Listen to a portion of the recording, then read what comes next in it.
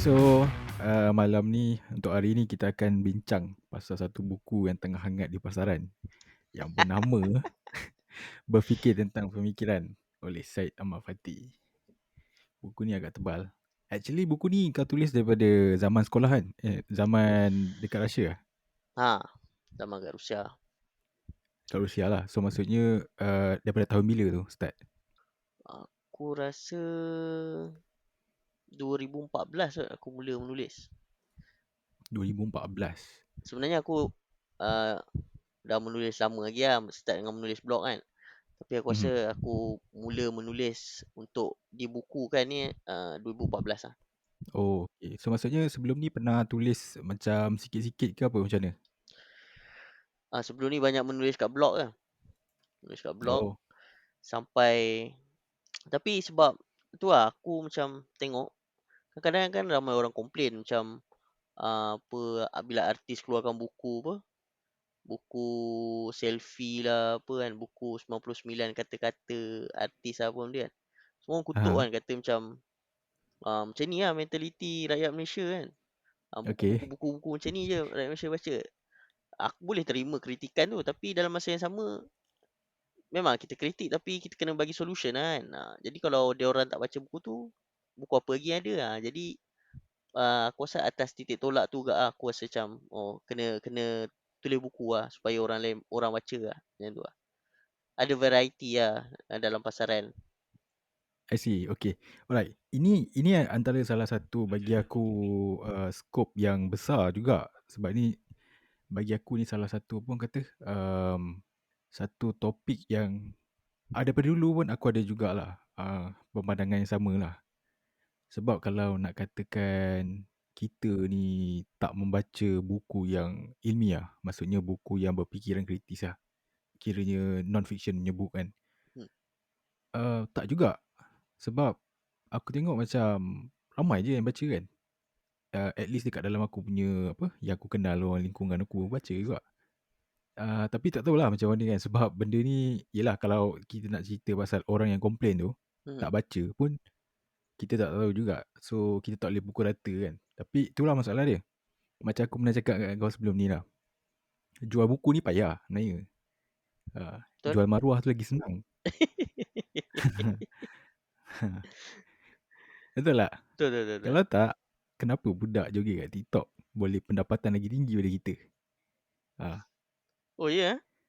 Kita pergi buat degree susah-susah berbalik kerja. Lepas tu dia senang-senang tapau kau. Sekali dia joget, kau tengok berapa dia dapat. Mungkin boleh dapat 2-3 bulan kita punya gaji kot. Apa? Tak tahu pula oh. Lagi lumayan tahu dulu buka buka akaun TikTok lah. Ya tak payah lah, tak payah. Buruk rupa orang panggil. Buruk rupa. Aku nak tahu juga kan, okay. Macam kau cakap tadi, ada orang komplain kata artis ni tulis buku macam ni, macam tu kan. Hmm. Orang yang komplain ni ada tak yang kau kenal? Memang orang yang komplain tu semua yang aku kenal lah, yang kadang-kadang aku tengok kat Facebook ke kat Twitter kan. Kawan-kawan, Hmm. banyakkan kawan aku lah yang komplain kan. Tapi macam tu lah, macam okey, bagus lah kan. Itu macam maksudnya satu kritik sosial yang bagus lah. Mhm. Tapi apa solution dia lah, macam tu lah. I see. Bagi aku So, bukan bukan masalah tak ada buku yang bagus kat dalam pasaran, ada. Tapi aku rasa macam mungkin tak ada buku yang maksudnya yang tak terlalu berat lah. Bagi aku buku aku tu tak terlalu berat, macam tak adalah ada footnote ke apa semua kan, macam apa, buku-buku kalau tengok buku-buku yang akademik kan, dia ada mhm. footnote, ada source kat belakang tu, memang detail lah source tu daripada mana dia ambil, quote page berapa. Aku punya buku aku rasa tak ada sampai detailnya tu. Maksudnya tak memenatkan orang baca, buku yang macam santai lah, boleh baca secara santai. So jadi orang yang komplain ni Hmm. daripada pemerhatian kau lah, adakah dia ni bukan sejenis yang membaca buku? Tu salah satu isu juga. Kadang-kadang ada orang dia komplain tentang satu isu, tapi dia pun tak terlibat dengan isu tu. Contohnya macam baca buku. Dia boleh komplain, dia komplain orang ni tulis macam gini, apa buku tak guna apa semua. Tapi adakah dia tu seorang pembaca buku? That is the main question. Hmm. Itulah aku Ha, rasa mungkin juga betul juga apa yang kau kata tu. Kadang-kadang yang kritik ni pun dia bukan membaca pun, dia just kritik sebab itu isu yang ada pada waktu tu lah. Betul lah. Hmm. Sebab aku ingat lagi lah pasal asal buku yang apa, yang alah, yang apa 99 apa benda tu 99 kata-kata. sebab hype. Benda tu hype. Hype sebab kualiti dia macam tu. Hmm. So, kita tak nak macam tu lah kan. Aku rasa macam orang yang kritik buku tu kan, bagi aku macam tak apa lah, itu memang dia mampu tulis buku yang macam tu kan. Ha, Mhm. kalau kau rasa buku tu tak bagus, tulislah buku lagi bagus macam tu lah. Aku dulu banyak kritik kak, dan mungkin ada setengah orang cakap aku, kau kritik cakap banyak sangat, buku apa kau ada, macam tu lah kot. Lepas tu Oh, aku mula kak lah. Ada kak orang yang cakap macam tu, jadi aku mula kak lah menulis. aku teringat pasal apa yang budak Indonesia, Syabrina tu kan. Syabrina Izzati tu yang aku pernah contact dulu kan. Mhm, At that time kita nak buat buku sama kan. Aku mhm, dengan dia nak keluarkan buku sama kan. Lepas tu aku ada bincang dengan dia kan pasal industri apa yang cetak buku dekat Indon. Lepas tu aku cerita dekat sini macam mana. And at that time aku dengan dia nak combine kita orang punya material tau. mhm, That time puisi lah. Lepas tu aku bagi dia baca and dia pun banyak baca aku punya tulisan. So dia pun kata okey ni kan. Lepas tu aku terang kat dia kan macam apa yang jadi kat Malaysia ni kan. Ada certain yang pernah jadi buku puisi yang orang ramai komplain tau.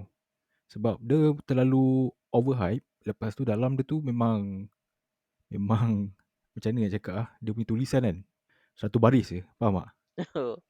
Aku Oh, faham rasa cara rasa ada kau pernah ada. kan. Hmm, Aku faham setiap penulis dia ada dia punya style tersendiri kan. mhm, Maybe apa yang dia nak sampaikan tu adalah dia punya minimalism dia kan kat situ kan. Yang mhm, kita tak faham. And we don't know. Aku tunjuklah benda tu. Buku tu dekat Sabrina tu. Dia kata macam ni. Dia pun tak berani nak komen. Sebab dia kata everybody ada dia orang punya opinion. Kalau dah memang dia tulis macam itu kan. mhm. So terpulang pada orang yang minat. Orang yang tak minat so kita nak judge pun tak boleh.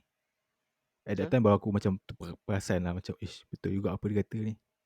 Sebab bagi aku memang buku tu macam aku kata, bagi aku lah, kalau bagi aku akan direct lah, aku kata memang itu bukan, bagi aku bukan bukan buku seperti mana buku yang aku faham lah. Maksudnya aku tak definisikan benda tu sebagai buku macam tu lah kan. Tak sampai standard Okay. buku bagi aku lah. Tapi Mhm. dia tak paksa pun aku beli kan.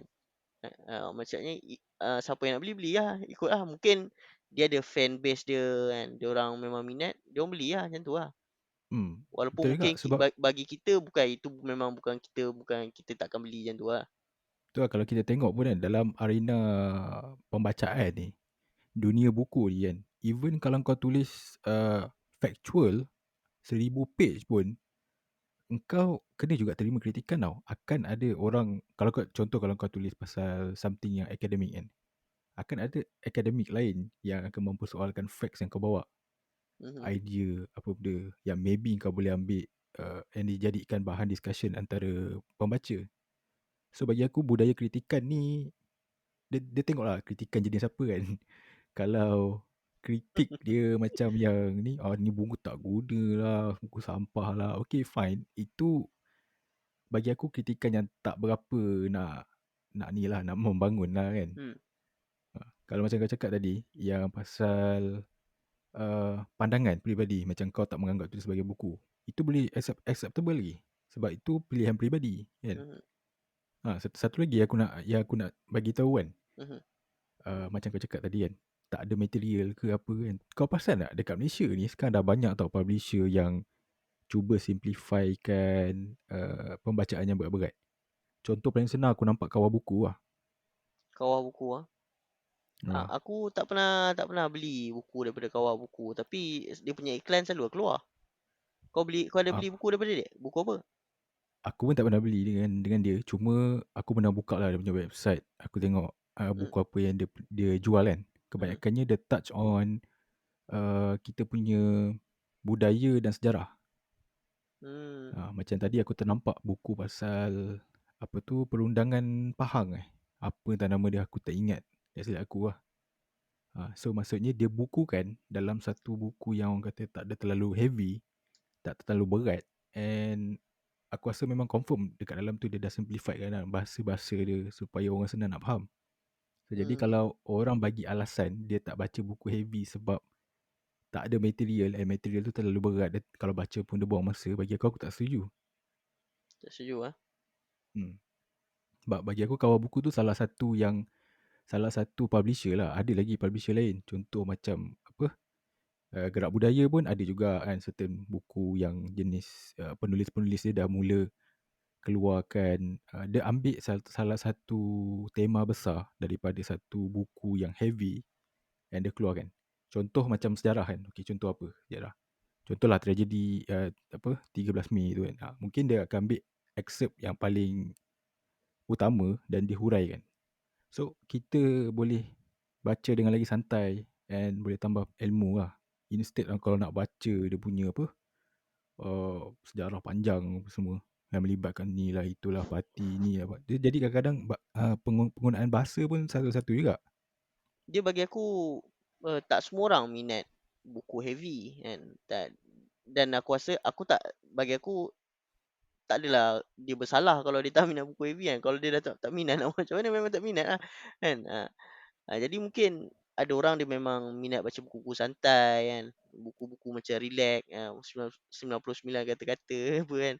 Tapi memang kalau memang itu minat dia kan, macam kita tak boleh nak paksa kan.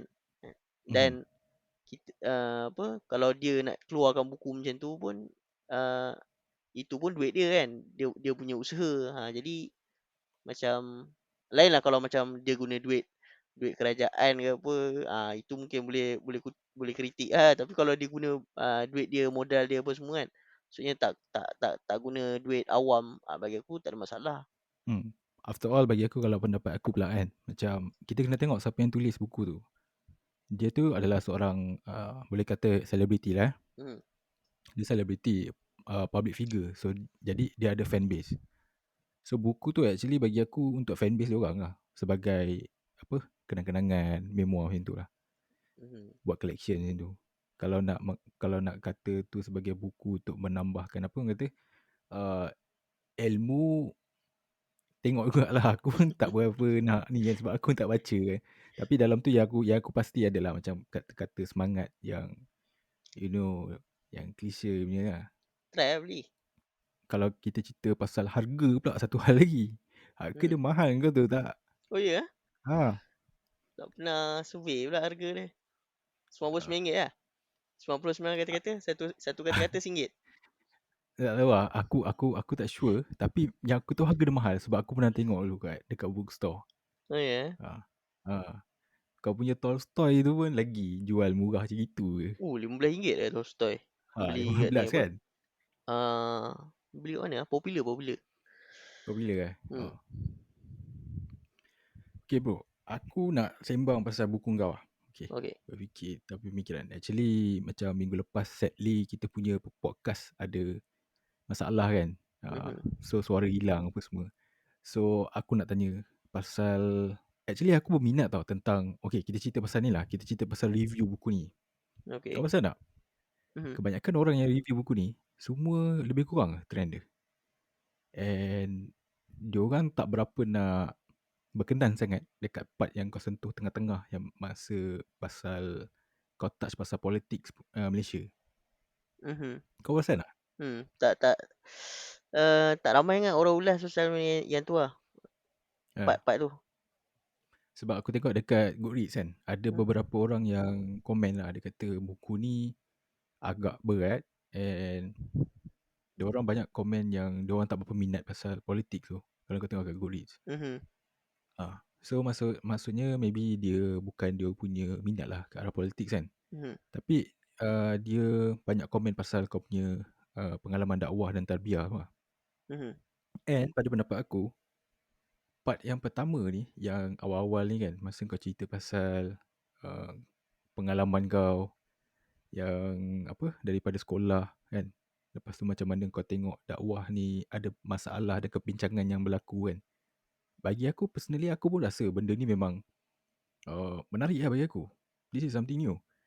Bila part politics tu bagi aku macam Dah biasa uh, dengar. aku dah biasa dengar. Tapi yang menarik dia bila aku tengok daripada segi macam mana kau mencerminkan benda tu dengan pendapat kau. So kau relate kan, and cadangan yang ada kat situ bagi aku, kalau orang politician yang orang yang ke arah politik, bila dia baca, dia pun aku rasa pastilah dia mempunyai apa orang kata pandangan yang sama lah. Everybody wants that change yang positif kan. Mhm. So, aku sebenarnya kan tertanya-tanya tu. Sebab kita walaupun kawan dah lama kan, tapi aku tak pernah, macam aku cerita sebelum ni, aku datang daripada sekolah aliran sains kan. So, gerakan dakwah dekat sekolah aku ni tak berapa kuat. And aku juga at that masa zaman sekolah antara orang yang bukan tentang, cuma tak berkenan lah dengan puak-puak apa, Pokok member agamawan. aku. Uh, Kalau aku cakap agamawan, tak juga. Sebab aku tak adalah saya teruk macam tu kan. Hmm. Cuma kebanyakannya, dia orang ada sifat eksklusif tau. Mhm. Dia pandang orang yang lain ni seolah-olah macam level bawah-bawah kan. Jadi aku Mhm. tak apa suka lah. Kan. Tapi ada jugalah yang beberapa kawan aku yang lain yang okey lah. Yang sampai sekarang pun ada juga yang aku rapat kan. Diorang pun bagi aku cara diorang approach, cara dia treat kita orang semua pun kan, dia lain tau dengan cara yang eksklusif ni. Mhm. And paling best sekali, yang puak-puak eksklusif ni, dia bukanlah datang daripada satu keluarga yang ada background dakwah pun. And dia pun newcomer bagi aku. Mhm. Ya. So aku ingat lagi masa zaman aku sekolah dulu kan. Geng-geng yang aku tak berkenan ni, aku dapat tengok trend dia. Dia datang as a group masa dia baru masuk sekolah aku tu. Yang main SEM tu kan. Maksudnya Dia, waktu dia masuk tu dia orang dah kenal sama sendiri lah. okay macam ni. Konsep MRSM kan. Okay, Mhm. aku dulu MRSM Jasin tu. Mhm. Form 4 dan Form 5 saja. Mhm. Uh, untuk intake pertama, dia akan ambil student yang lepasan daripada MRSM lain. Macam contoh aku, MRSM Kuala Kelawar kan. Dia ada Form 1 sampai Form 3 saja. So, jadi by the time kau Form 3, nak naik Form 4, kau kena pindah MRSM. Oh. So, intake pertama, yang masuk tu, satu batch tu, beratus-ratus orang tu, semuanya anak MRSM. Mhm. Okay. So, kalau kuota tu ada, and then dia akan buka kepada, dalam bahasa mudah yang kita orang panggil government lah, gogo. Kita panggil budak gogo. Gogo ni government lah. Mhm. So dia daripada sekolah luar sampai form 3 dia ada PMR dia okey, so dapat masuk MRSM. So jadi bila dia orang masuk sekali, dia daftar sekali apa semua. So dia datang daripada kebanyakan badar yang daripada budak government ni, semua area Selangor at that time. Mhm. Selangor KL. So diorang ni rapat lah. And bila mungkin salah seorang daripada dia masuk badar, so semua masuk badar. Faham tak? Oh, okay. So jadi dekat kehidupan dia di luar badar, kehidupan harian, kawan yang sama, bila dia dekat surau, ialah dia authorities kan. Badar pun kawan yang sama. Mhm. So diorang ni pun bukannya datang daripada keluarga yang yang memang anak ustaz ke apa kan. Mhm. Sebab ada juga member aku yang memang bapa dia memang ustaz apa semua kan. Mak dia pun ustazah. Tapi dia relax je. Tu aku rasa macam aku nampak agak kadang kan dalam organisasi Islam ni, aku taklah generalisasikan kata semua. Tapi berdasarkan apa yang aku nampak ni, kadang-kadang memang dia memang terlalu eksklusif lah. Maksudnya sebab dia nak jaga suasana baik dia kan. Memang tak boleh berkawan dengan orang yang tak baik lah maksudnya kan. Tapi bila macam tu, bagi aku dia kefahaman dia tentang masyarakat tak betul lah.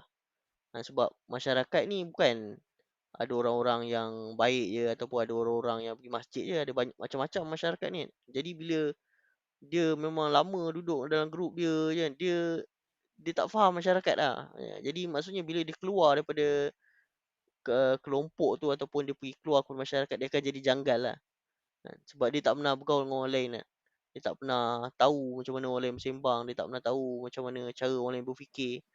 Jadi aku rasa yang itu mungkin kena baiki kat dalam organisasi Islam ke, dalam gerakan Islam kan. Ha, Bila kau bercerita dalam buku kau kan pasal sifat eksklusif ni kan, mhm, dan kau cerita macam mana kalau apa dakwah punya program adalah orang-orang yang sama kan. mhm. Aku dapat relate kan dengan masa zaman aku belajar tu. Sebab apa tau? Kawan-kawan yang rapat dengan aku, orang kata nakal lah, orang kata budak-budak nakal sikit lah kan. Mhm. And aku tak pernah nampak lagi tau yang badar-badar ni semua cuba untuk mingle dengan yang member-member aku ni. Even kalau ada orang dekat beriadah dekat padang sekalipun, diorang tak campur. Oh ya? Betul. Sebab tu kalau contoh, macam contoh paling senang lah. Kalau aku cari member aku ni badar kan. Dia ni badar. So kalau aku nak cari dia, tiba-tiba dia dekat dorm tak ada. High chances dia kumpul dekat member dia punya badar juga. Confirm. Tengah buat usrah lah. Tak ada buat usaha apa. Dia kawan macam tu lah. Dia, Oh, dia, dia lepak sembang sekali macam lah. biasa. Lepak-lepak. Tapi dia lepak dengan komuniti dia tau. Mhm. Sampaikan satu tahap ada satu kelas. Aku ingat lagi satu kelas. Kita orang dulu ada 18 kelas tak silap aku. Ada satu kelas tu adalah paling banyak sekali budak-budak badar. So diorang ni memang tak campur orang tau. Dalam budak lelaki dia aku boleh katakan 70% tu adalah ahli surau. And kita orang ni satu batch ni tak tahu apa kelas tu sampai ada budak panggil apa tau. Kelas tak wujud sebab kita tak kenal siapa orang dalam kelas tu. Oh, sampai macam tu ah. Sampai macam tu. Even sampai aku naik form 4 padahal dah setahun lebih ni. Naik form 5 padahal dah setahun lebih ni. Ada budak yang bila sebut nama dia aku tak kenal siapa. Hmm, Ha. dahsyat Bila eh. orang cakap, oh ni macam ni, dia gambarkan fizikal lah, macam ni, macam ni. Oh, okey. Baru aku faham. So, dia punya tak campur tu macam tu lah. Sebab aku faham apa yang kau sampaikan dalam buku tu. Perasaan dia kan. And bila fikir balik kan, aku tak salahkan Badar, aku tak salahkan yang komuniti budak-budak nakal ni. Cuma aku terkilan dia. Kalaulah kita tahu kan, cara macam apa yang kau ulas dalam buku ni. Kepentingan kita bercampur dalam berdakwah ni kan. Bagi aku kemungkinan besar lah budak-budak yang dekat ada apa budak-budak bermasalah dekat sekolah aku tu kan. Senang ke kita boleh tackle. Mhm. Tu lah. Kadang-kadang iaitu yang kau cakap tu dalam konteks sekolah lah. Kadang-kadang aku tengok kat benda ni dari konteks maksudnya masyarakat lah. Maksudnya bila dah keluar daripada sekolah kan, program-program dakwah apa tarbiyah ni kadang-kadang dia jadi macam bentuk keluarga dia tau. Macam semua satu keluarga dia, geng-geng keluarga dia je macam tu. Jadi macam dia jadi macam family enterprise lah macam tu lah. Jadi dia tak keluar kat orang lain. Jadi itu pun salah satu macam bentuk yang tertutup lah aku rasa. Oh macam tu lah. Hmm. Sampai bila aku baca pasal apa kau ulas pasal masalah dakwah ni kan.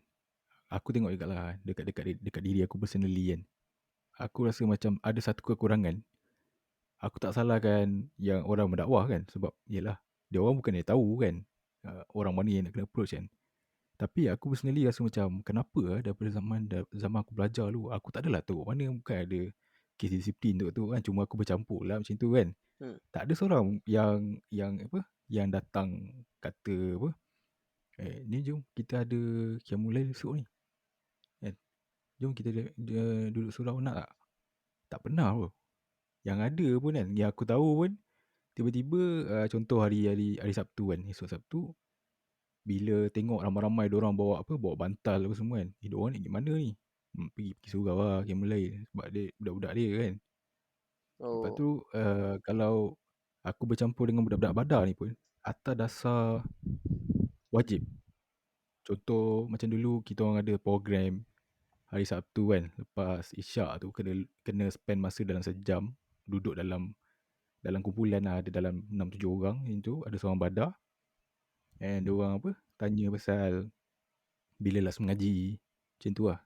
Tu pun bagi aku tak ada apa, tak ada efek yang orang kata yang power lah. Mhm. Sekadar macam tu je lah. Semua menunggu masa nak balik je sebenarnya, nak habis program. So dia tak ada macam yang menyentuh lah. Tapi aku bila fikir-fikir balik lah, tapi aku rasa macam ada jugalah yang orang kata pernah lah aku nampak sebab dekat dalam kelas aku tu, dia punya presiden, apa orang panggil, sebab MRSM ni dia ada badan wakil belajar tau. So dia Mhm. ada biro apa, biro kebajikan, biro agama, biro ni kan. Biro agama, cerita dia batch aku, dalam kelas dia duduk depan aku dalam satu kumpulan. And dia ni memang datang daripada keluarga yang dakwah. Dia sambung dekat Volgograd dulu, ambil medik. Oh. And dia, everybody respect dia. Even kalau presiden kita orang punya batch presiden ni bercakap kat depan, dia orang tak respect pun dia. Tapi bila member aku ni bangun, dia cakap sikit je, semua orang diam. Sebab dia memang the perfect example lah at that time. Dia pun pernah lah cuba-cuba macam apa yang kau cakap kan. Dia campur-campur apa semua. Tiba-tiba datang bilik aku cakap, jom kita pergi ni, pergi lepak-lepak kat taman. Aku cakap apa hal pula ni kan. Tapi itulah dia punya pengalaman yang bila kau cakap pasal berdakwah secara apa, keluar daripada kepompong lah. Abang Tabligh tak pernah datang bilik kau? Abang Tabligh Tabligh kat Ak Miat dulu selalu datang kot. oh ada aku tak tahu kan.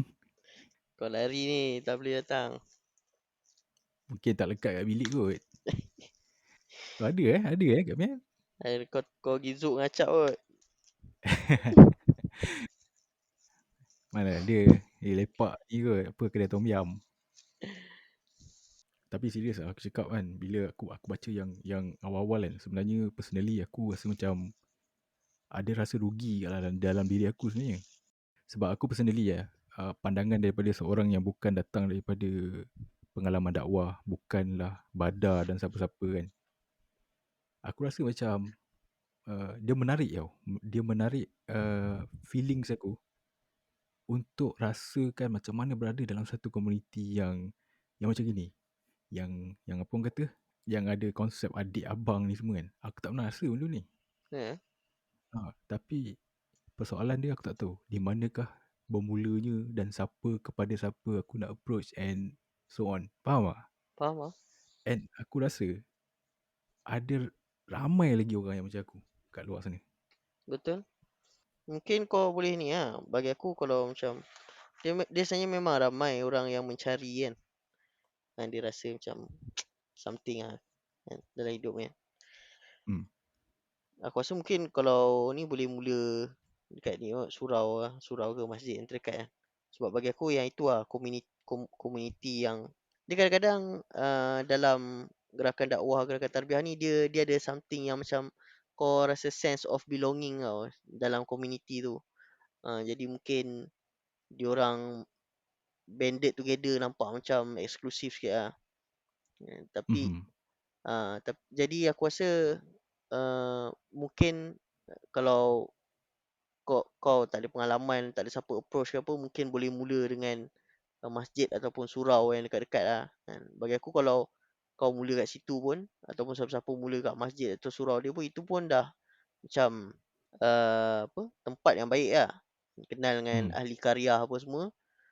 Sebab aku rasa biasanya gerakan dakwah ke apa kat Malaysia ni, biasanya dia orang akan buat program dekat surau, masjid. Maksudnya daripada situ lah. Nanti lama-lama kau kenal orang ni, kenal orang ni, macam tu lah dia berkembang. Organik lah maksudnya. Mhm. Tapi sekarang ni tak tahu lah. Sekarang ni tak boleh nak pergi surau. Abah tak bagi. Jadi mungkin lepas ni lah kot. Tapi aku tengok banyaklah daripada segi apa, berkembangnya style kan. Mhm. Uh, Teknologi makin berkembang. So aku nampak ya macam apa, haluan pun dah mula buat apa video discussion dekat Facebook kan, yang mana orang boleh access macam tu. Oh, So jadi haluan memang banyak. Dia hmm. Sekarang ni memang aku rasa tiap-tiap minggu ada kot. Ah, Hmm. dah actually benda tu bagus lah. Sebab macam zaman kita belajar dulu kan. Mhm. So sometimes kan kita ni nak dengar orang bagi nasihat tau. Macam ceramah kan. And kalau kita perhati balik kan masa zaman kita kat rumah dulu. Mhm. So the least yang kita boleh buat pun dengar online je kan. Mhm. Even sampai sekarang pun kan. Dengar online kat YouTube ke. Tapi that one bagi aku is a one, apa kata, one way punya Yes, uh, yes. ni. Uh, Mhm. Instead kalau macam apa discussion dekat apa YouTube kan, dekat Facebook yang macam haluan buat tu, at least even kalau kita tak interact sekalipun kan, dia ada panelis beberapa orang participant, so kita boleh Mhm. nampak tau dia punya discussion kan. So ambil satu contoh apa, satu topik yang menarik. Dia sebenarnya memang dalam kalau dalam apa gerakan dakwah tarbiyah ni dia ada usrah kan. Usrah Hmm. tu dia punya konsep memang macam tu. Dia tak nak bagi macam satu hala je tau. Macam kalau kita pergi masjid ni. Bukan nak kata tak bagus pergi dengar ceramah kat masjid. Bagus. Tapi maksudnya jarang lah ada. Kalau kau pergi dekat masjid kan. Kau boleh tanya ustaz yang tengah ceramah tu. Tak ada biasanya. Biasanya Oh. habis tu habis lah. Kau dengar je dia cakap apa. Sampai habis. Maksudnya dalam usrah ni dia tak nak macam tu. Dia macam memang ada seorang nakib ke mas'ul ke apa kan. Dia cakap kan. Hmm. Tapi kau boleh tanya kan, dan ada masa kau pula boleh bagi perkongsian ke apa. Jadi dia nak ada situasi macam tu lah. Maksudnya tak adalah kau dengar je sampai habis kan. Maksudnya kau boleh tanya kalau tak faham kan, kalau tak setuju, nak bangkang apa kan. Jadi boleh lah. Dia macam lebih kepada macam platform untuk kau discussion lah. Maksudnya setiap-tiap minggu tu ada orang yang kau jumpa tiap-tiap minggu, kau boleh discuss. Oh, okay. Macam macam kita buat dekat rumah, kat rumah aku dulu lah. Yes. Itu menarik juga kan. Kita cerita pasal usrah masa kita dekat Saint Peter kan. Mhm. Actually aku pun salah juga kan. At that time mungkin tak feeling dia tak sampai lagi kan. At that time kalau ada usrah kan, diorang pergi lah. Diorang pergi kan buat kat bilik apa, bilik daim kan. Semua dengar lah apa, mengaji, semua usrah. Aku personally at that time lah, jujur aku cakap lah, aku join agak lambat. Even satu rumah. Mhm. Kalau nak tengok kan kaki bukan usrah, aku dengan Acap dua orang. Acap buat hal dia, aku buat hal aku lah. At one time, dia bermula dengan macam ni tau. Dia bermula dengan diorang ni usrah lepas dah apa, dah habis session apa benda semua kan. So Mhm. diorang akan makan sama-sama tau. Mhm. At that time, memanglah aku dah apa, ada sumbang kan, sumbang sikit kan, and buat apa, buat collection apa semua. Tapi aku macam segan kat, diorang ni boleh lepas usrah, aku boleh lepas apa kan, boleh lepas dengan lagu metal ke apa kan. Aku nak pergi campur macam ni lah. Lala aku segan tau. Lepas tu at one time aku cakap, join lah, bukan lama pun kan. Dia bermula daripada situ. And since aku dah join beberapa kali kan, aku rasa benda ni macam, best juga lah. Aku rasa macam, ya kita ada satu secara duduk yang formal kan. Mhm. Dia bukan macam kita sembang merapu-rapu minum kopi tu. Mhm. Dia kira macam dalam satu majlis lah, majlis yang teratur, yang kita sembang pasal ilmu, lagi-lagi ilmu agama lah. And since that day, apa, kita orang menunggu lah. Kalau tak orang lain pun aku lah, menunggu kat lah bila time musrah. Bila time musrah tu kira rasa macam, weh, hari ni ada usrah, cool kat ni kan. Macam tu lah. Cuma tak hardcore lah sampai pergi Moskow tu tak buat lah. Oh, kalau pergi Moskow kau ah? Bagi aku, Moskow hardcore bagi aku. Tapi aku fikir-fikir balik, Hmm. bagus ke lah pergi Moskow apa semua tu kan. Aku jadi macam syok ah, dia jadi macam banyak pengalaman lah. Aku dulu ingat lagi aku dengan Syah dulu tau. Kita orang beli tiket tau. Tiket pergi Moskow naik train lah. Hmm. Ada Syah buat hal apa lah, tertinggal tau. Tinggal train. Oh ya, yeah. Waktu tu punya semangat beli tiket lain tau. Mahal pun mahal lah beli tiket. At that time lebih kurang berapa harga dia? Aku lupa Weh, lah. mahal tu dulu dalam siap aku 200 kot macam tu. Oh, satu lebih. Oh, okay, okay. Alright. 100 200 lah dia, tapi kalau beli lambat-lambat lagi mahal lah. Waktu macam aku dengan Syah tu terlepas tu beli on the spot tu memang lagi mahal lah. Okay, and then apa jadi? And Beli then lah, beli pergi balik lah. Habis duit pun habis lah pergi. oh, Punya tapi semangat. nasib baik dia punya timing tak terlalu jauh ah. Dia memang dia kalau macam train dulu dia dia aku rasa sejam 2 jam macam tu lah. Kena kena Oh, kena pergi lepak kat Yala dulu lah sementara nak tunggu. tapi memang betul lah sebab masa masa zaman tu kan, boleh kata muda lah, muda Hmm, tak ada kesedaran lagi lah.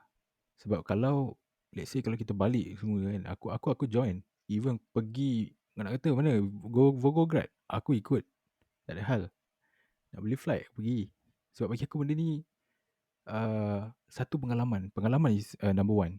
Sebab mhm, memang benda ni apa kita pergi yalah kat apa Usra kat mana-mana boleh buat kan. mhm. Tak payah pergi jauh-jauh.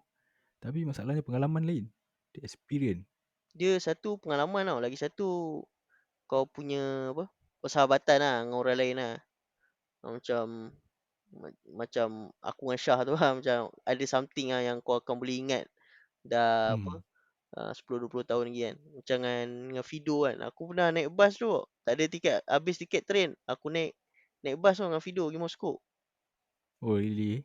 Memang uish, itu macam aku rasa tak pernah lagi ada orang naik bas pergi Moscow. Kita orang lah kot first. Oh video ah. Oh Hmm. video masak dengan aku hari-hari pun tak ajak aku pergi eh. Oh, So dia kata budak ni lah ajak tak jalan tak edit apa kan. Fido dulu semangat tau. Itu je lah aku rasa macam yang paling merugikan lah masa zaman aku kat sana. Banyak actually benda yang aku regret yang aku tak buat dulu. So kau kena buat sekarang lah. Jadi kalau dulu Ah, kau tak buat, sekarang kau tak buat, nanti aku podcast dengan kau 10 tahun ni kau kata aku regret. betul aku dalam life kan aku percaya macam ni tau. Daripada zaman-zaman dulu lagi aku selalu kata macam ni. Aku kalau boleh Hmm, anything yang aku rasa macam aku berminat nak buat, aku akan cuba at least sekali cukup. Lepas tu benda tu aku suka tak suka, apa benda outcome dia tu nombor dua. mhm, Sebab aku tak nak nanti bila aku dah berumur kan at maybe 40 years old and then aku looking back aku cakap aku menyesal lah tak buat benda ni. Tapi memanglah orang kata dia tak akan jadi perfect lah. Dia akan ada juga benda yang kau menyesal tak buat kan. Tapi at least kau tahu kau dah buat yang semua benda yang kau rasa kau nak buat. Kau dah buat yang termampu ada best. hmm. Ya, aku rasa at least mungkin uh, kalau kau dah pernah try tapi kau dah tahu benda ni tak masuk dengan kau, at least kau looking back kau boleh lah kata macam, at least aku dah pernah try lah, aku dah tahu lah macam mana kan. Jadi mungkin macam tu lah, kau pernah ada pengalaman lah. Oh, okay. Walaupun mungkin kau at the end kau decide macam tak masuk dengan kau, ikut lah kan. Tapi at least kau tahu lah, kau tahu pernah pernah dengar macam tu lah, pernah join macam tu lah. Bercerita pasal apa yang buku kau yang awal-awal kan memang tak dia actually kita nak cerita banyak pasal topik-topik belakang kan. Tapi bagi aku lah topik yang depan ni yang paling penting sebenarnya. Dia nampak macam simple sebenarnya. Tapi kau tak realise tau betapa dia meninggalkan kesan yang mendalam lah, at least pada aku.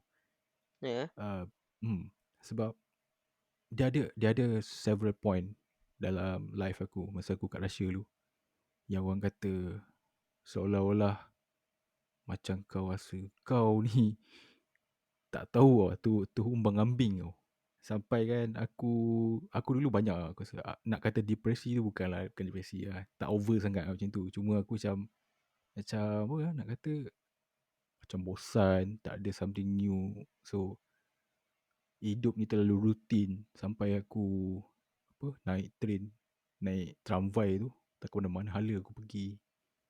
At one point bro, aku cakap dengan kau ni secara jujur. Uh, dia lalu satu sebelah church tau.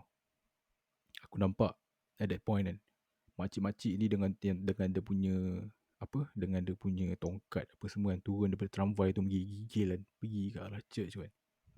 At that time aku tersedar aku cakap maybe benda ni semua sebab caraknya hubungan kau dengan Tuhan di pengalaman personal aku. Mhm. So bila aku fikir-fikir balik apa semua kan, ish, banyak lah benda yang aku dah, yelah of course lah kita Masa zaman muda banyak benda yang kita buat. So at that time aku tersentak agaklah.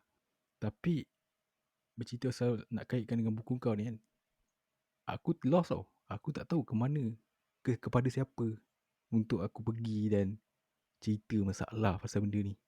So the least yang aku boleh buat is maybe aku kena balik, aku kena kena kena doa banyak-banyak macam tu lah.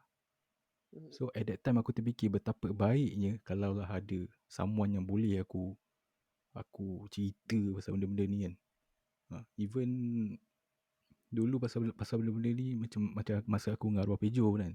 mhm, Aku banyak tak cerita apa yang aku feel personal sebab aku tak suka sangat share pasal aku punya personal. Tapi aku banyak yang menjadi mendengar daripada pejo. mhm. Tu lah dia dalam dalam kalau apa, ikut usrah apa semua kan, dia salah satu dia bagus dia macam tu lah. Macam kau ada tempat lah, kau boleh apa, cerita sembang kan. Contoh macam, apa, Mak I lah, arwah Mak I kan. Mak I tu Hmm.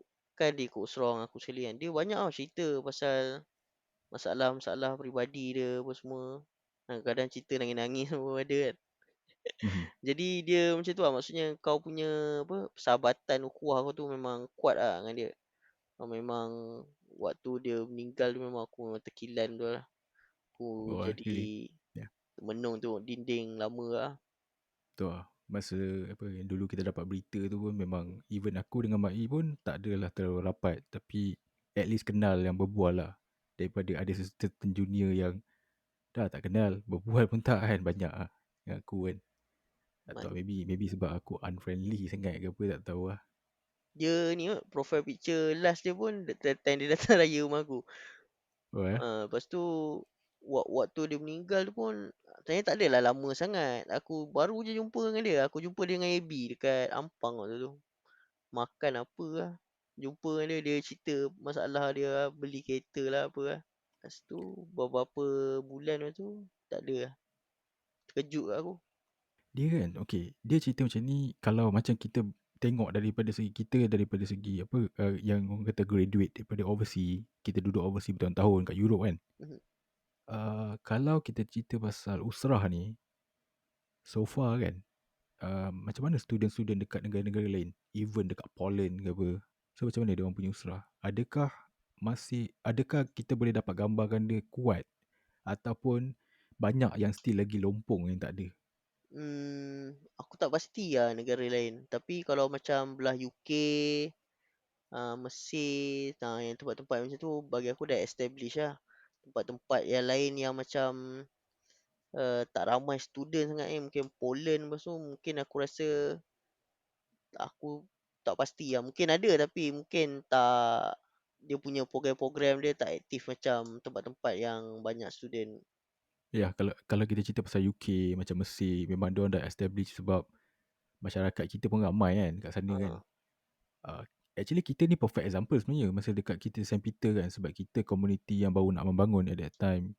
Baru ada dekat 60 orang Mhm. and baru dah wujudnya usrah lepas inisiatif yang datang daripada orang-orang macam kau semua kan. Sebab bagi aku, benda ni penting tau sebab aku sendiri sebagai student pun aku dah dapat rasa lah. At one point kan, bila kau duduk jauh, lepas tu kau duduk Europe pula dengan tak ada family, tak ada apa semua. Family kau ni semua hanya kawan-kawan kau lah sebagai family kan. So kau perlukan satu guidance. Mhm. Bukan guidance dalam akademik je. Dalam daripada segi emotion kau, daripada segi kau bergaul apa semua. Tak bagi aku dengan adanya kalau buat usrah ni kan. Kalau the style of usrah seelok macam apa yang kau gambarkan daripada segi pemikiran kau ni bagi aku that is very nice. Kalau masa aku kat Russia tu, bila kita cerita kalau orang tanya aku kan, usrah, the first person yang aku terbayang kau lah. Sebab Muka aku kita tak dapat dia dipisahkan dengan Usrah. yes, actually macam ni lah. Ni cerita ni memang cerita betul, cerita jujur lah. Aku cerita kat sini lah. Mhm. Pernah ada sekali aku rasa macam tadi lah aku rasa aku need someone untuk cerita pasal bimbingan agama yang betul kan sebab aku rasa macam aku nak betul-betul berubah daripada segi macam itulah. Aku terbayangkan kau. Aku cakap, Hmm, elok ke kalau aku pergi kat Fati kan. Maybe aku confess apa, aku discuss dengan dia macam mana kan. At the end, aku cakap, tak payah. Aku tak pergi. Sebab apa tau?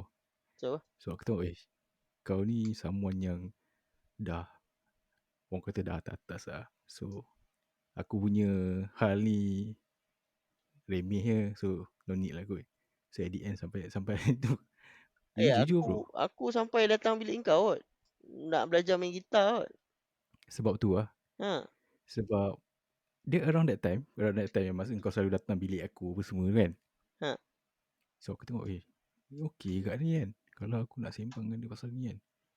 Boleh ke aku at that time aku plan macam aku nak pergi dengan kau lah. Nak suruh kau macam apa bagi apa orang kata guidance yang macam tu lah. Bukanlah guidance daripada segi macam suruh ajar semayang apa kan. Semua benda tu basic yang at least untuk aku tak ada masalah kan. Sebab aku pun dulu pernah sekolah agama kan. kau ni lah kira black metal yang solat lah. Dia bukan apa lah. Dia macam ni. Uh, Kurangnya kau at that time kalau kau kurangnya hubungan kau dengan Tuhan ni, kau at one point kau akan rasa lost tau. Dia akan rasa lost. Mhm. Masa lagi-lagi pula zaman kau muda semua kan. Kau sendiri tak faham tau apa yang kau nak dalam hidup kau. So kau perlukan orang tau. Kawan yang boleh guide kau. Kan? Hmm. Yang kau, even kalau kau nak sembang yang benda-benda apa pun kan, at least benda tu benda baik kan. Macam tu lah. So aku pernah agak cakap, Fatih ni macam okey kan. Boleh lah aku nak sembang kan. Tapi sampai ke sudah. Aku dulu ni kan. Aku dulu macam cuba ni lah. Cuba masuk dengan semua orang lah. Sebab tu aku pergi bilik kau. Belajar main gitar. Dengan semua orang Oh, yang macam. Aku rasa aku tak boleh masuk lah. Aku akan cuba masuk lah. Dan mungkin ada ke ada junior-junior dulu yang suka main game kan. Dengan gamers ni aku susah sikit nak masuk. Sebab aku tak main game kan. So, wah, kadang-kadang setakat sembang. Yang jenis sembang boleh sembang lah. Yang jenis memang tak sembang dengan orang tu. Memang susah sikit lah. Kan ada tak dulu. siapa. Ada dulu Oh, oh ya seorang ya ya. budak tu memang tak keluar tu kan. Orang tu memang tak boleh lah. Aku nak sembang pun aku tak tahu nak sembang apa dengan dia.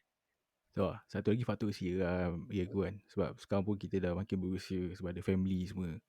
Bila pandang-pandang balik kan, bila pandang balik kehidupan at that time kan, rasa aduh, asal lah macam ni kan. Kalau lah boleh turn back time memang try to be better lah. So kiranya kau datang bilik aku tu kata nak belajar main gitar tu semua itu alasan je lah. Aku nak ni lah. Nak mengenali semua orang lah. Nak apa. Oh, okay. Supaya nanti tak ada orang cakap aku. Alah ni geng-geng budak-budak Usrah ni. Dia kawan dengan ni geng-geng dia. Aku tak. Aku kawan dengan semua orang kot. Macam tu lah. Patutlah ni. Patut Aku. give up awal lah. Sebab tu aku tulis dalam buku tu apa. Pasal sifat eksklusif tu. Sebab aku tak eksklusif. Macam tu lah. Hmm. Sebab dulu kau satu bilik kan apa? Arwah Pejo lah. Hmm. Kan dulu aku selalu datang bilik kau sebab jumpa Pejo. Ramai orang datang bilik aku. Jalan Oh, lalu datang datang nak makan Kalis lagi lah. Datang buat luahan rasa dia tak puas hati dengan ahli bilik dia lah apa lah. Nak pindah tapi tak lala tak pindah pun. wah. So aku rasa itulah memang everybody needs lah. Macam contoh macam Kalis pun banyak kan. Banyak meluahkan perasaan dengan semua apa. Uh, masalah-masalah yang dia hadapi dengan kau kan. Sebab tu kau rapat dengan dia kan. Hmm. Aku dulu banyak juga. So bila bercerita pasal member yang orang kata boleh bercerita pasal semua benda kan. Dulu aku suka lepak. Sebab tu aku suka lepak dengan Nel dulu. Sebab aku boleh sembang dengan dia. Semua benda. Oh ya, So, sebab tu bila Nel tak ada, aku rasa macam tak tahu lah. Macam bosan ke. bosan. Sebab dulu kita orang selalu apa aku dia Pejo apa Din selalu lepak minum kopi sembang benda macam ni lah. Lepas tu kau sembang dengan Din lah. Tapi tak aku sembang dengan dia macam tu lah. Masa lah. Tapi serius lah benda ni memang yang awal-awal ni memang untuk orang yang macam aku kan yang bukan daripada komuniti Usrah boleh tengok dengan lagi dekat tau. Sebab sebelum ni bila kita cerita pasal Usrah aku pun tak faham macam mana organisasi dia, adakah ada satu ustaz kat Malaysia yang conduct semua ke, aku tak faham sebenarnya. Hmm. Dia biasanya usrah ni dia ada macam-macam juga. Kan ada usrah yang jenis yang macam kau cakap tadi lah, macam kat sekolah kan. Usrah-usrah sekolah, ada usrah-usrah Hmm, universiti ni mungkin dia terbuka sikit lah, mungkin perbincangan dia banyak, yang buku-buku, buku-buku apa, contemporary punya pemikiran contemporary lah. okey. Gerakan Islam contemporary, banyak dia orang bincang pasal buku-buku Fatih Akan, Syed Qutb, Qaradawi, macam tu lah. Itulah sebab dia. Satu lagi daripada segi kita punya apa budaya membaca tau. Aku dapat relate. Sebab kalau nak kata macam contoh aku personally lah. Aku rasa kau pun sama. Bukannya kita start membaca macam kau lah contoh. Kau bukannya start membaca lepas kau tulis buku kan? Kau dah membaca lama gila lah. Dah mungkin beratus-ratus buku kau baca. Aku pun lebih kurang macam tu jugalah kan baca. Tapi cuma bahan bacaan. So actually lepas aku terpedaya dengan kau punya apa suggestion. Tapi suggestion kau baik lah bagi aku lah. Aku respect lah.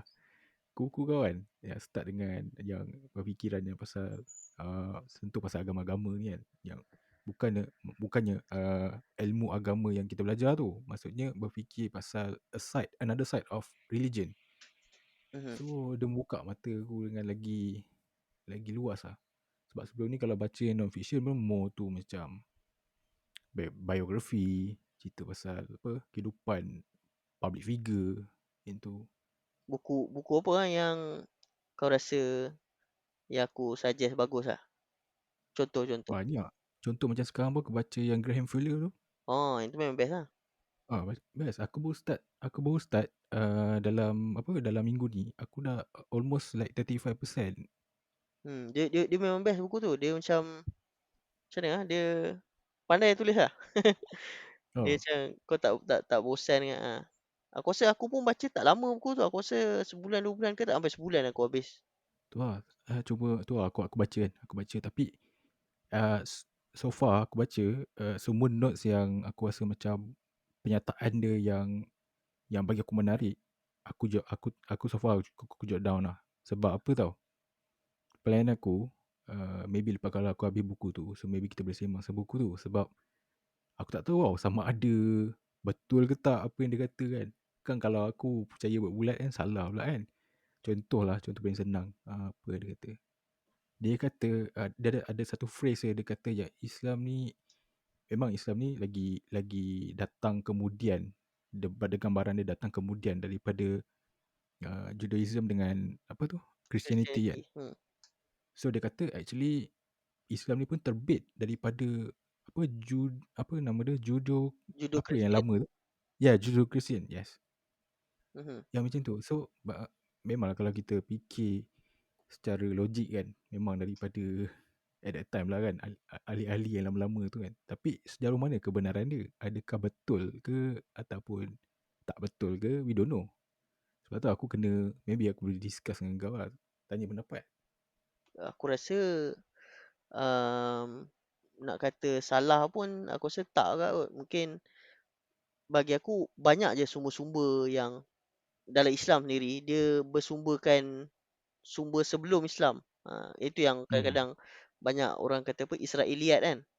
Aha, okay. Israiliyat tu maksudnya sumber-sumber yang ni lah, yang bukan daripada apa uh, s- apa Nabi Muhammad ataupun scholars-scholars Islam yang selepas tu lah. Maksudnya daripada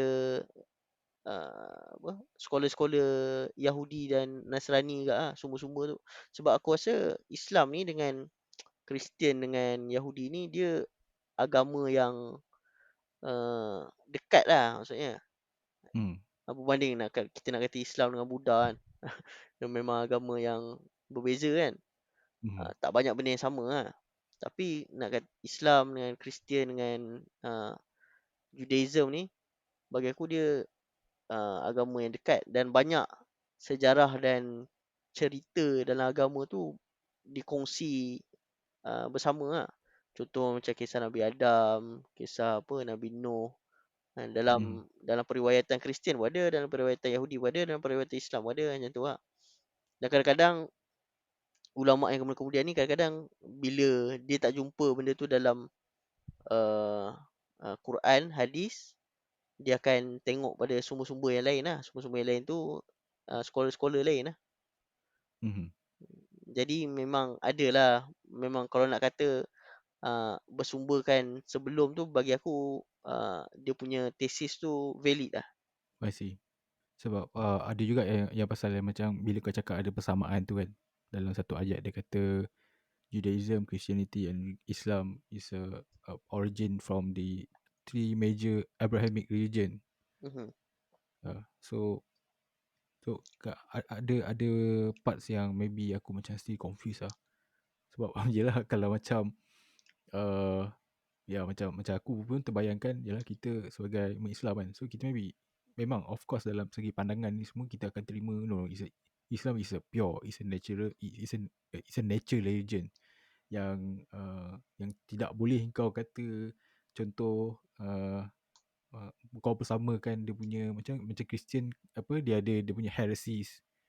Lepas tu kau samakan macam kita pemilihan apa hadis. hmm. Kadang-kadang kita timbul tau idea macam tak boleh terima tau benda tu. Bagi aku rasa antara kisah yang terkenal waktu apa, yang sahabat-sahabat pergi apa, berhijrah ke Habsyah kan. Yang Hmm. raja-raja apa, Najshi tu dia kata, Islam dengan Kristian ni dia berdasarkan cahaya yang sama kan. Tapi Hmm. kemudian dia masuk satu apa, macam lubang apa, lepas tu dia terpecah dua. Tapi sumber dia sama, macam tu lah.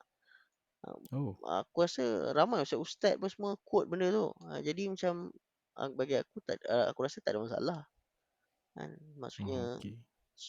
tapi memang dalam Islam ni kita pun percaya yang contoh kalau agama Kristian tu memang waktu mula-mula Nabi Isa tu dia agama yang betul. Hmm. Cuma selepas tu lah, selepas Nabi Isa wafat, dia punya pengikut-pengikut tu mula tulis, tambah apa semua tu, yang itu baru yang, ah, kita orang umat Islam tak setuju dengan tafsiran yang selepas tu. Tapi apa yang Nabi Isa bawa tu kita pun setuju. Dan malah dalam Islam pun kita yakin Nabi Isa tu adalah, nabi yang betul. Okay. Tu lah, aku tengah baca lagi buku tu. Cuma ada banyak lah poin-poin yang bagi aku jumpa yang menarik, and first time aku dengar, tapi aku tak tahu sejauh mana kebenaran dia sebab yang tulis pun Graham Fuller, bukannya Ustaz Nordin ke apa kan. So kena tengok betul-betul lah kan. Dia CIA ke? CIA pun mana tahu facts tu tak boleh kita anggap betul ke apa kan. Aku pun tak sure. So mana yang aku jumpa yang aku rasa macam oh benda ni menarik ni, tapi tak sure betul tak betul kan. So aku jot down lah. So bila lagi nak keluar berfikir tentang pemikiran volume tu, Oh ada tu planning? setakat ni belum ya. Mungkin Oh ada lagi buku tapi buku lain lah. Okay, boleh sebut tak boleh. Surprise. Buku yang aku tengah nak terbitkan ni dia tajuk dia, Dua Sayap Ilmu. Oh okay. Pasal apa tu? Ha? Dia Pasal apa? pasal, untuk ilmu ni berkembang ni dia perlukan dua sayap lah. Sayap yang pertama adalah membaca lah. Macam dalam Okay. Quran kan, ayat wahyu Hmm. yang pertama Iqra' kan. Kemudian sayap kedua untuk ilmu ni adalah, menulis. Dalam surah yang sama ada, disebut Allama bil qalam kan, yang mengajar manusia dengan pena. Jadi Oh buku okay. tu pasal menulis dan membaca, membaca dan menulis, itu. Menarik. Buku tu sekarang penerbit tengah semak ah, tak tahu penerbit setuju ke tak setuju. Oh dah siap dah? Siap dah. Sekarang Oh nice. tengah editing tapi Berapa tak page? ah, Berapa page? hari tu 200 tapi tak tahu mungkin kalau ada kata pengantar ke apa ke mungkin tambah lagi kot, tapi setakat ni 200 lah. Oh okay, lebih kurang lah boleh fight lah dengan buku first ni. Eh, ah, tapi itu yang aku submit lah, tak sure lah Hmm. kalau, sebab biasa kalau kau bagi penerbit dia akan edit apa, dia susun-susun balik, jadi muka surat lain pula, jadi tak pasti lah. Jadi lagi banyak ke lagi sikit ke lepas dia susun balik tu tak sure lah. Sebab dia Okay, ikut alright. ikut saiz buku juga. Kalau macam buku tu dia kecilkan sikit, dia punya akan jadi tebal sikit. Kalau dia besarkan sikit saiz dia, dia punya apa, page dia akan berkurang macam tu lah. Mhm. Yalah kalau macam nak kira buku yang berfikir tentang pemikiran ni pun dia bukanlah dia saiz apa, dia saiz besar agak ni kan, boleh kata besar. A5. Cuma yang A5 eh? yang baru tu bukan A5, yang baru tu aku pun tak sure size apa dia pakai. Tapi Hmm, kecil sikit lah, sebab tu dia macam tebal sikit. alright. Sebenarnya buku ni, yang first, pencetakan pertama ni kan, Mhm. aku ada beli 2 tau, yang itu. Oh, ya? Satu lagi aku nak bagi bapak aku. Oh, lepas tu? Bapak kau dah baca belum? Tak, aku tak, masa aku balik Johor, aku terlupa pasal buku ni. Aku dah jumpa balik buku ni. Memang aku simpan. Aku cari lah, aku rasa macam lepas aku baca buku ni, aku teringat tau, aku pernah beli tau buku ni sebab aku nak bagi bapak aku. Tapi, sadly masa aku balik Johor, aku terlupa nak bawa. So, aku cari balik buku tu, memang ada kat dalam aku punya ni, dekat celah-celah buku, memang ada satu. So, nanti aku nak bagi bapak aku baca. Sebab dia suka baca buku-buku macam ni lah, lebih kurang. Bapak kau cikgu ke? Bukan? Bukan, bukan. Oh, biasanya yang minat-minat Bapak baca aku ni cikgu. berniaga buku. Oh, ya? Ha. Jual buku bapak kau? Ah, Buku apa? Second sebab hand tu ke? kalau Ke ada kedai tak buku? tak tak. Dia, ada kedai buku and tapi dia bukan concentrate macam popular MPH tu. Mhm. Dia banyak supply ke sekolah yang untuk apa, kalau macam buku-buku teks, buku-buku ni semua, Oh. buku akademik lah. Mhm. So dia tak jual buku yang macam-macam macam ni kan, macam publisher-publisher ni. Oh, okey okey okey. Ah, tapi dia suka baca buku lah. Banyak dulu masa masa apa, uh, buku yang aku dapat apa daripada dia kan, aku ambil kan, aku baca kan sebab aku tengok dia syok apa. Antara buku terawal lah pasal tu, pasal Kamal Atatürk kot. Dia obses dengan benda tu. Spania Osmania kan. Oh, ada koleksi lah? Dia kitab-kitab apa, aku ingat lagi kitab tu nama Minhajul Abidin tu tak silap aku. Memang kulit dia pun dah jadi apa, color dia pun dah lama gila lah. Tu antara buku yang selalu lah dulu lah. Masa aku kecil-kecil kan, Hmm. aku selalu tengok dia kan.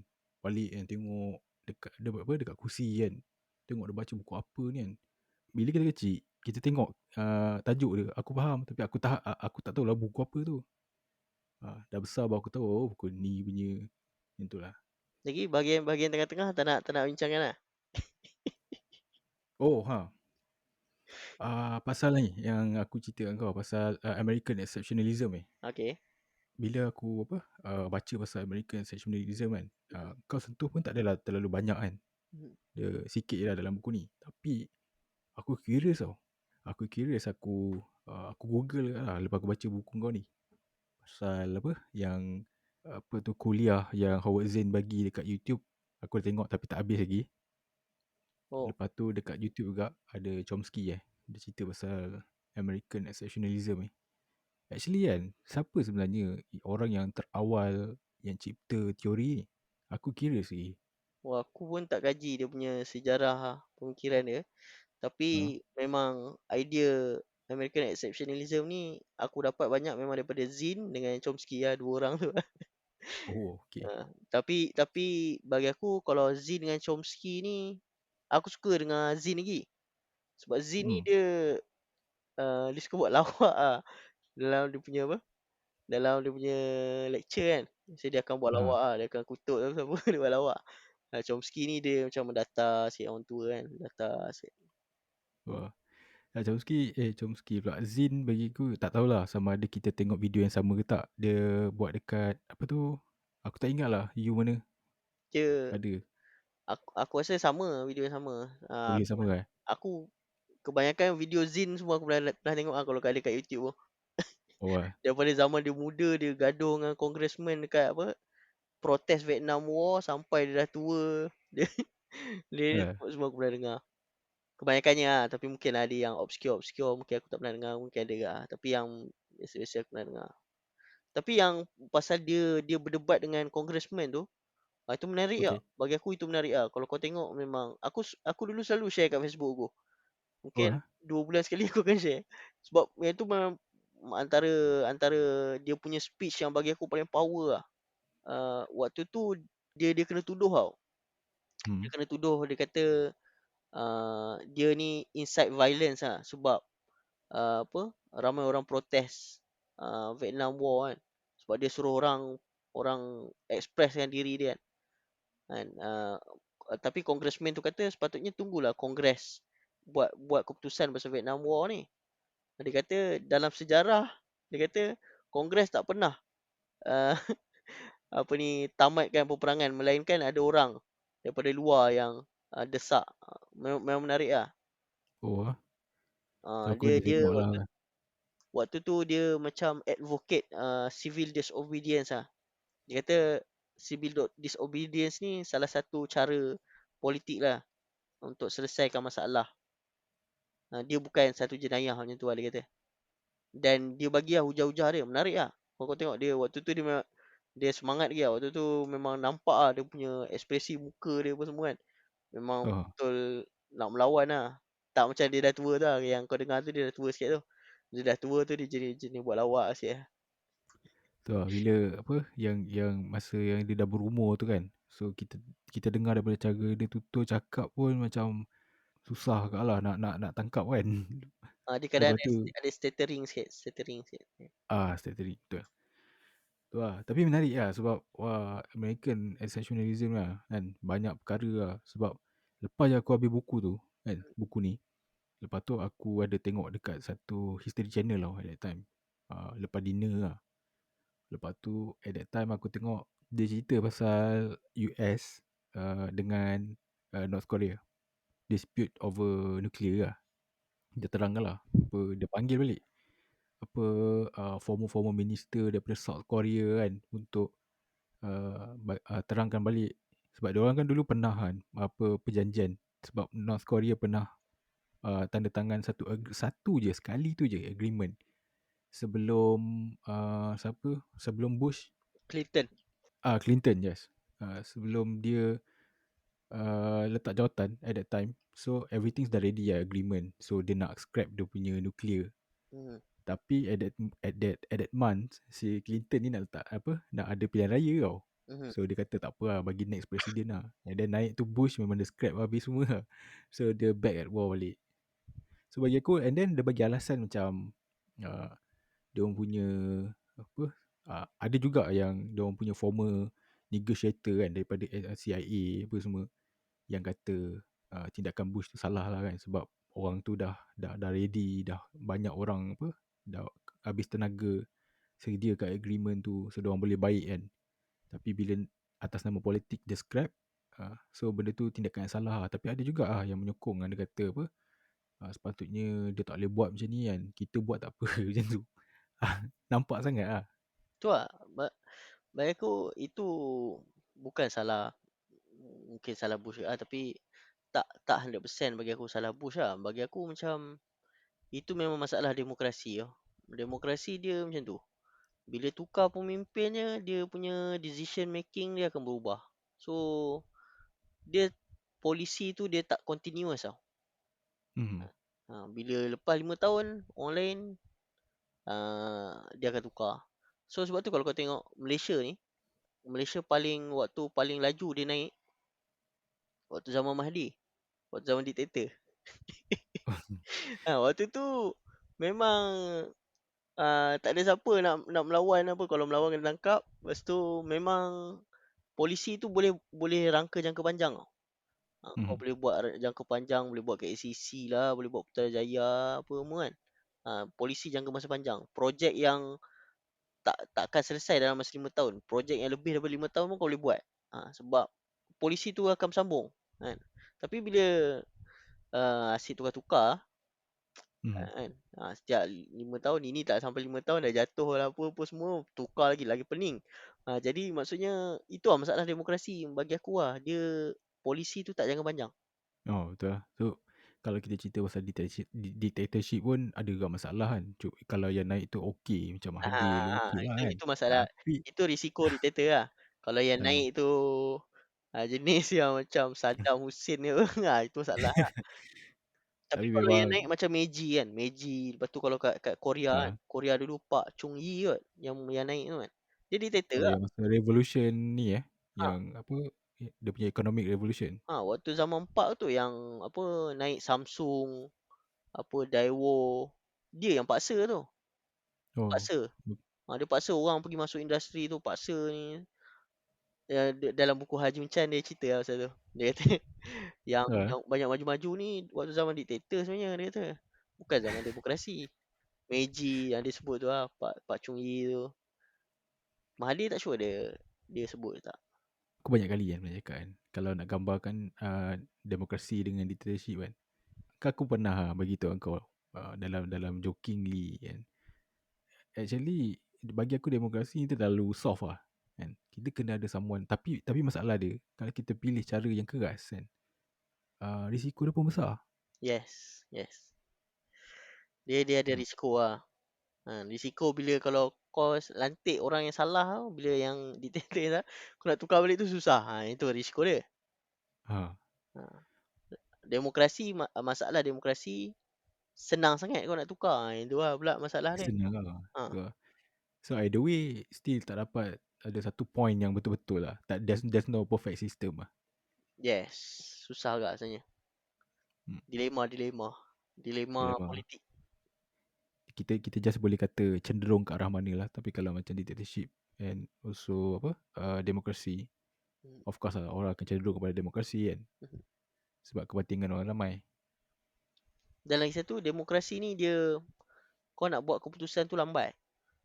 Kau nak kena bincang orang ni, jadi orang ni tak setuju dalam parlimen, nak kena bahas, lagi maki-maki pula dalam parlimen lah, apa semua jadi isu pula apa semua. Dia jadi decision buat tu lambat.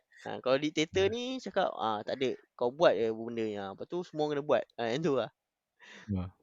Sebab tu kalau kau tengok dalam perang, biasanya memang parlimen ni memang kena gantung lah. Sebab takkan nak serang pun nak kena bincang dulu apa semua. Jadi orang dah serang mati baru nak buat keputusan. Jadi tak boleh lah. Sebab tu kalau tengok dalam perang memang akan ada satu kepala lah.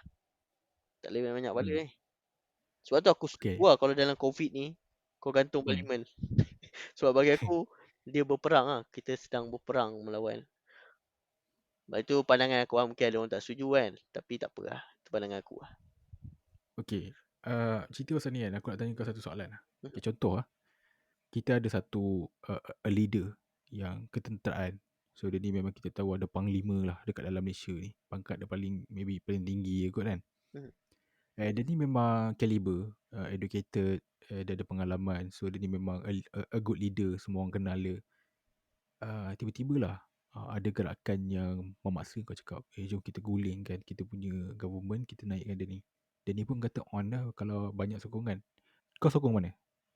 Adakah kau masih akan stick dengan demokrasi ataupun kau akan ke arah menaikkan satu diktator yang kau rasakan memang a good leader? Dia sebenarnya susah agak ni. Sebab memang kau rasa dia good leader. Tapi bila dia dah jadi leader, time tu baru power corrupt. Apa? Absolute power corrupt absolutely tu. Maksudnya Ha, kalau memang mula-mula nampak macam, tapi tu lah. Macam aku kata tadi dia ada risiko lah. Tapi bagi aku kalau demokrasi tu functioning, mungkin adalah mesti ada masalah kan. Tapi selagi dia tak sampai macam terlalu memudaratkan negara, bagi aku boleh tolerate lagi lah. Tapi okay. level tolerate tu mungkin berbeza antara satu orang dengan orang lain lah. Tapi kalau memang dysfunctional sangat, memang sampai Mhm. menyusahkan kehidupan orang ramai kan, sampai tak boleh nak hidup, itu aku sokong lah nak revolusi. Kau setuju tak kalau macam macam aku pernah kata dulu yang kita ni rakyat Malaysia tak didedahkan lagi dengan budaya yang ekstrim, ekstremism sampai guling-mengguling. Kalau kita contoh kalau kita compare dengan negara kita dengan Mhm. negara Indonesia. Indonesia, diorang dah pernah merasakan zaman penggulingan. So jadi diorang punya pandangan terhadap government tu dia meluas, agak luas lah bagi aku. Hmm. Kalau kita baca tulisan dengan buku-buku daripada Indonesia kan. Berbanding dengan kita yang tidak ada satu pengalaman macam tu. So kau setuju tak yang at this point, tahun ni, sekarang ni, yang kita masih lagi orang panggil citizen yang baik dan tak ada ke arah tu lah. Aku setuju lah. Aku rasa orang Malaysia ni memang dia macam orang Melayu lah kot mungkin kan. Ini Ya. generalisasi orang Melayu lah. Dia macam jenis relax sikit lah Melayu ni. Ha, Dia so tak jap jap. So maksudnya dia relax tu dalam segi apa? Adakah kurangnya, idea daripada segi mungkin dia terdedah disebabkan, dia tak pernah baca apa benda semua ataupun dia memilih untuk tidak buat? aku rasa dia banyak faktor kat lah. Pertamanya Hmm, faktor sejarah lah. Maksudnya kita ni merdeka bukan macam Indonesia kan. Guna buluh runcing lawan Belanda apa kan. Tak ada. Kita merdeka, kita pergi sana bincang, tanda tangan, setuju, balik isytihar. Maksudnya cara baik lah. mhm, Dan itu satu lah. Maksudnya satu faktor sejarah. Walaupun memang ada yang apa nak cuba merdeka dengan angkat senjata kan. Komunis ke dan sebagainya, tapi yang tu tak berjaya. Yang berjaya adalah yang berbincang. Jadi budaya daripada sejarah tu dia dia berkembang menjadi budaya sampai hari ni lah. Kita macam lebih kepada suka berbincang, sembang dulu kan. Tak setuju pun kalau nak nak maki pun maki kena berlapik, macam tu lah orang Melayu kan. hmm. Nak nak tegur pun tegur kena kena guna sindiran, tak boleh tegur direct nanti terasa hati. Oh, Macam tu hmm, lah. I Jadi see. dia punya dia daripada sejarah tu dia jadi culture tau, bagi aku lah. Okey. Hmm. So maksudnya budaya hidup kita dah memang macam itu, diacu sebegitu kan. So kita masih lagi tak jumpa satu force yang boleh drive kita kepada ke arah yang ekstrim macam itulah. Dan kita pun bagi aku mungkin tak ada sejarah macam revolusi Perancis ke, revolusi Bolshevik ke. Jadi sebab revolusi ni dia bukan something yang mungkin kalau kau baca buku kau rasa nampak macam benda ni revolusi ni satu benda yang cantik, apa bagus dan sebagainya. Tapi sebenarnya revolusi ni benda yang berdarah lah. Hmm, Pembunuhan sebenarnya kan. Macam kalau tengok revolusi Bolshevik kan, bunuh kan, bunuh, Tsar kena bunuh kan, Tsar Nicholas kena bunuh. Revolusi Perancis lagi lah, berapa orang mati kan. ya, Sebelum dia nak jadi demokrasi yang matang, kat sekarang ni kalau kau nak kata matang kat Perancis kan. Dia banyak banyak keganasan yang berlaku lah. Dia bukan something yang subtle lah. Macam Mao Zedong okey. kata lah, revolusi ni sebenarnya at the barrel of the gun lah maksudnya. Hmm. Revolusi ni bukan benda yang apa, mudah-mudah lah orang kata. Bila kau cerita pasal kau cerita pasal China kan kita berbalik pada topik American exceptionalism ni kan. Diorang punya teori, kenapa diorang gelar dia American exception sebab dia lagi bagus daripada orang lain. Daripada segi teknologi, daripada segi peradaban. Dia kata dia ni lah ada apa, negara berkonstitusi yang pertama dalam dunia kan. Hmm, Okay, what if at one point China sebagai contoh surpass Amerika? Adakah lepas tu ada pula term China exceptionalism? So kalau semua negara lah exceptionalism macam tu. So maksudnya teori dia macam tak berapa, okey. aku tak boleh terima lah. Kalau kau dengar, aku rasa Chomsky cakap, dia kata, American exceptionalism ni bukan start dengan Amerika sebenarnya. Dia start dengan apa-apa civilization yang duduk paling atas. Kalau sebelum ni British. British Hmm. pun dulu dia orang rasa superior. Dia ada rasa British exceptionalism juga. Sebab tu ada expression apa, the sun never set on British island apa kan. Mhm. Maksudnya mana-mana civilization yang berjaya naik ke atas, dia akan rasa dia superior. Dia exceptional, dia berbeza dengan orang lain lah. Dia boleh tentukan hala tuju orang lain. Kan orang dia boleh buat decision yang orang lain tak boleh buat. Macam tu lah. Even Oh. Britain pun dulu dia macam tu juga kan. Dia apa buat sempadan negara, negara-negara lain yang bukan negara dia ikut suka hati dia. Sebab memang dia ni lah, dia superior, dia exceptionalism. Dia Hmm. exception to the rule. Orang lain tak boleh, dia je boleh. Yang tu lah, mana-mana civilization kalau aku rasa kalau China naik pun, China mungkin akan buat benda sama lah. Dan kita Hmm. akan kena kritik China pula lah. Sekarang kritik Amerika sebab Amerika kat atas. Tunggu lah buku kau yang kedua. Harap cepat power Eh lah. tak tak cepat lah. Aku paling awal mungkin 3 bulan ke. Paling awal lah. Itu paling awal lah. Oh, yang awal lah. Which publisher tak tahu lagi Masih rahsia ya sebab tak confirm je. Rahsia lah. Ah, Kalau dah confirm okay. nanti mungkin aku boleh tahu lah.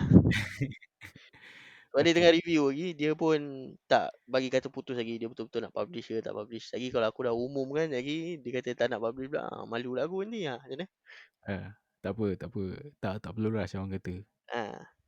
Relax dulu. Ha, nanti edition number one aku lah. Aku dah cukup dulu lah. Boleh boleh boleh. Engkau orang pertama lah, Eh, aku jual.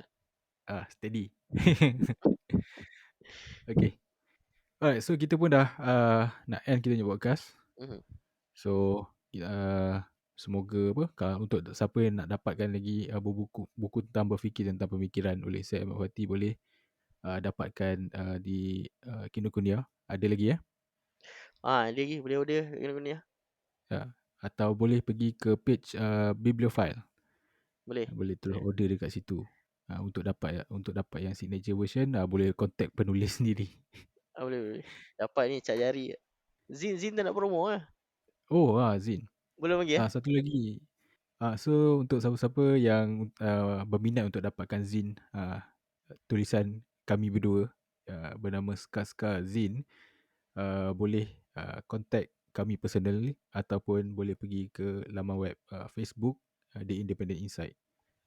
So sebarang pertanyaan bolehlah inbox pada kami. So insyaAllah akan kami layan. Alright, so kita akan end the podcast now. See you on next podcast. Goodbye. Alright, ciao.